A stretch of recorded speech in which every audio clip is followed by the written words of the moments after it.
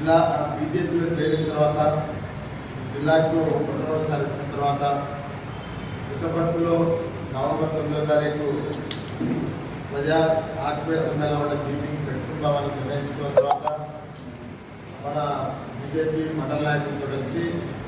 మన ఆర్ఎస్ సంఘం నాయకులతో కలిసి మండలాలను కూడా పర్యటిస్తున్నాం.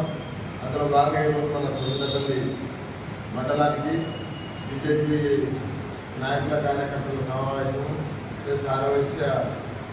నాయకుల కార్యకర్తల సమావేశం జరుగుతుంది. ఈ సమావేశానికి అధ్యక్షతగా ఉంటున్నటువంటి బీజేపీ మండల కన్వీనర్ మంజునాథ్ గారికి, అదేవిధంగా ఈ కార్యక్రమంలో ముఖ్య పాత్ర పోషిస్తున్నటువంటి మన